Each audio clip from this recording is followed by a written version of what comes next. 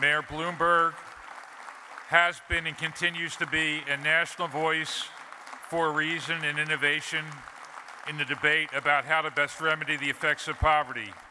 The mayor's commitment to finding and supporting innovative anti-poverty programs through the city's Center for Economic Opportunity and the center's emphasis on creating metrics to demonstrate the impact have been recognized as moving the field forward in the 21st century. Mayor Bloomberg has continuously voiced his support of the Community Service Block Grant during the congressional budget debates over the last several years. His influence has added weight and buttressed our arguments as to why programs like CSBG are such valuable tools for fighting poverty. I don't have a life. I watch cable TV and all the news shows. And when Michael Bloomberg comes on the air, I call my wife and say, sit down, this is important, you gotta listen to this. We all have that privilege now. Please welcome the Honorable Mayor Michael R. Bloomberg. Thank you. Thank you. Please sit. Now, how many of you live in New York City? Okay, so most of you do not. Let me ask you to do something that really would, as we say in Gaelic, be a mitzvah. You got to understand Gaelic to understand that. We want you to spend some money while you're here. We need the tax revenues. And since most of you probably live in America rather than overseas, you can't avoid the sales tax.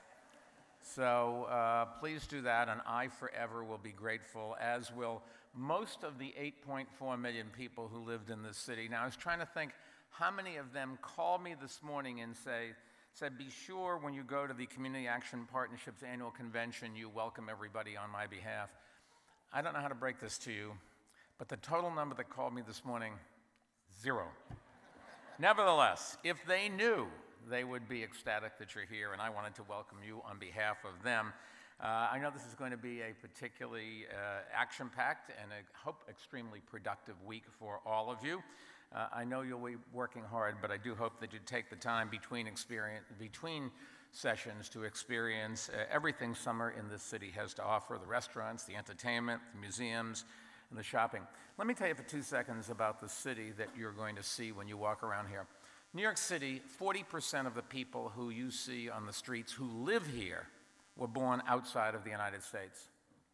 40% were born outside of the United States. New York is a city of immigrants. They keep coming here, and then some of them follow Greeley and go west.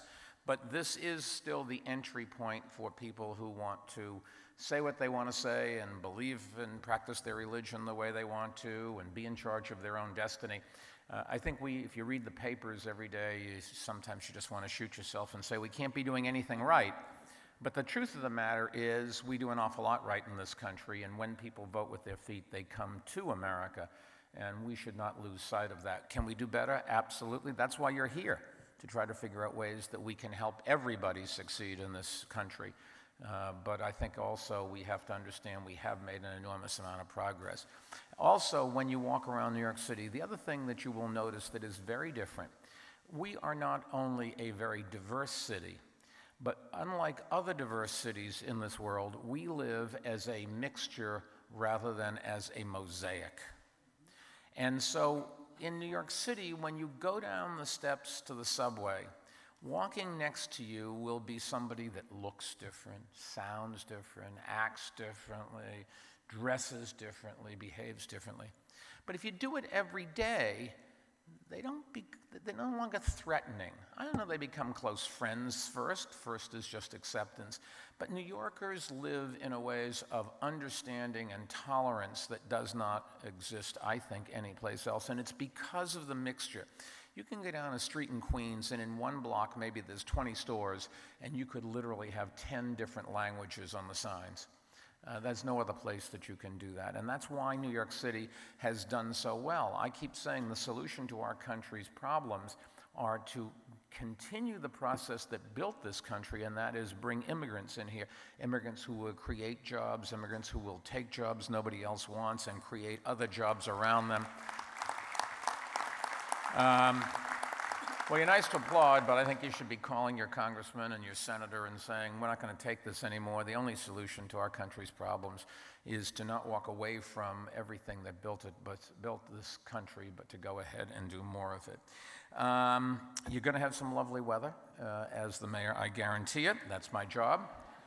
My responsibility was to make sure that the Yankees won the rubber game against the Red Sox. I did that last night. Yeah, well, easy for you. I grew up in Boston, so it's hard for me to say this. Although I will admit, I was never a Red Sox or a Boston Braves fan, but I've always been a Celtics fan. And when the Celtics come and play the Knicks, I'm very careful. No matter which end the ball goes in, I don't smile. I just look. You have an outstanding host and a resource in Jeannie Mulgrove, because besides knowing New York's diverse communities like the back of her hand, she's also been doing and has done a phenomenal job as Commissioner of the city's Department of Youth and Community Development, otherwise known by the acronym DYCD. This Wednesday, you'll have the opportunity to see firsthand some of the great work that Jeannie and the team at DYCD are doing at sites around the city. You will visit some of the historic New York institutions that really blaze the trails for the anti-poverty work that's being done around this country and around the world, such as the Grant Street Settlement and the Children's Aid Society. You'll get a chance to partake in some of New York's great traditions. I would urge you, you have to go walk through Central Park. You have to go walk over on the west side, on the Hudson River Park, on the High Line. You have to go and visit the other parts of Manhattan and the other 4 boroughs. We have a city that gives everything to everybody. There's no religion that isn't practiced in this city. As a matter of fact, you can find plenty of places where everyone, no matter how obscure it is practiced. There's no place where you can't find a type of food or a type of art or performing arts that your ancestors told you about. This is the place to go do that. You're going down, I'm told, to the Lower East Side, stop at the famous Tenement Museum, and have a meal at the world-famous Katz Deli. Katz Deli is not great for my waistline, and my waistline shows that it's not great, and I go there. A trip to the Shorefront Jewish Community Council in Brooklyn includes a visit to Coney Island Scream Zone and lunch on the boardwalk. About 5 years ago, we decided we would renovate Coney Island. I was vilified by all of the papers. How can you ever think that anybody would go to Coney Island ever again? Today, everybody wants to go to Orlando and whatever. Well, this past summer, we had 640,000 people go to Coney Island, and this year we're doing even better. It turns out that you really can do things. Creates a lot of jobs and gives people a chance. You get on the subway and you can go to the beach. There's most places you can't do that. I'm going to try to clear my schedule and tag along with you. Actually, that's a lie. I'm not going to do that. Because I get paid $1 a year and the public expects me to work hard. And going out with you and having a good time is not on the schedule. I'd never be able to explain that to the press. New York City, it's a perfect place for people from around the world and around the country to come.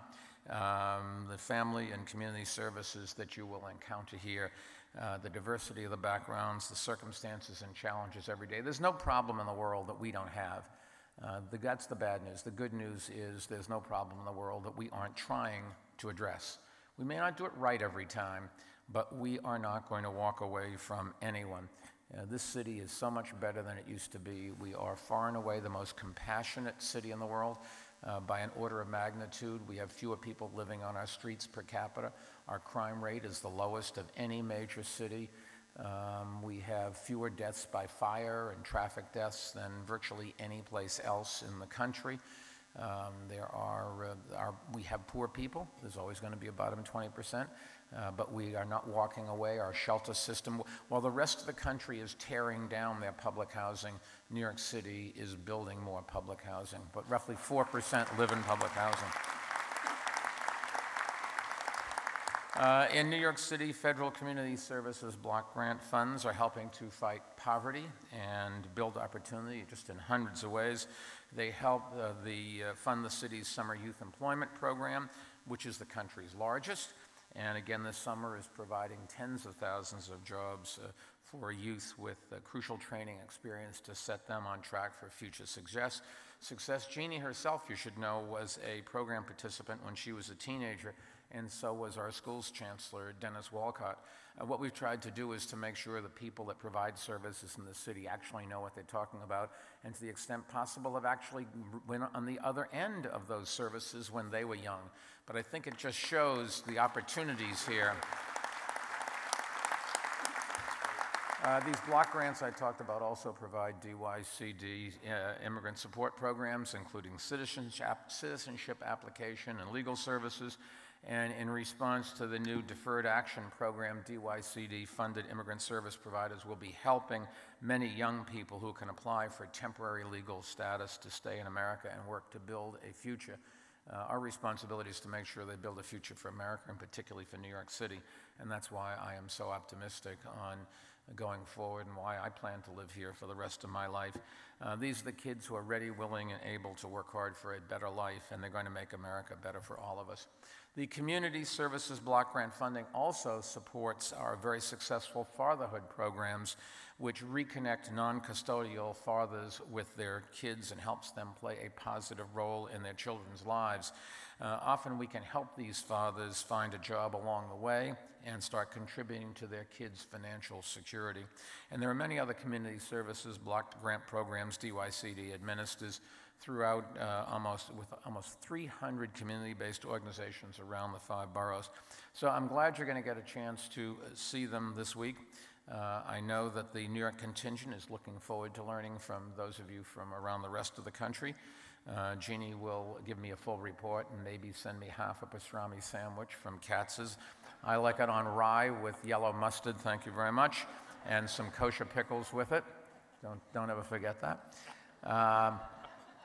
We have a problem in our city and in our country. There is a group of disaffected young, mostly male minorities aged 15 to 25 who have sort of been left out of society, and reconnecting them is one of the great challenges we have. And if we don't do this, then the country's future really is going to be limited. We've got to do something. This is where the crime is, this is where the poverty is, and we've got to do something about it. And I would just like you to think I had perhaps the most expensive lunch of my life. Linda Gibbs, our deputy mayor for our social services, and Jeannie Mulgrove wanted to start a program called our Young Men's Initiative, where we focus on that group alone. And we want to do some demonstration programs, experimental things, and see what works and what doesn't. Unfortunately, in government, when you start a program, it never stops. And the difference, I always ask, what's the difference between government and business? In business, when you have something that doesn't work, you take the monies away and you move it over to something that does work. In government, unfortunately, we go in the other direction. So we keep going with programs that don't work or have done something but have reached the limit of how useful they are, and yet we still fund them.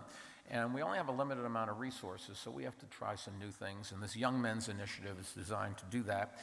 Mentoring programs, connecting kids to their incarcerated fathers, if that's the case. Hopefully the father will say, don't turn out like me. But every study shows the more connection kids have with their family, no matter what the situation is, generally they're better off. Anyways, I had lunch with a great philanthropist, a guy named George Soros here,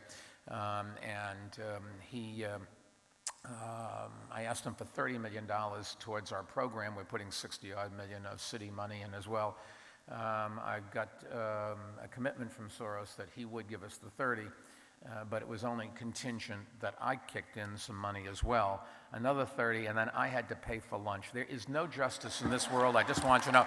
God bless. Enjoy New York. Mayor, thank you so much. Good comment, Mr. Mayor. Thank you so much.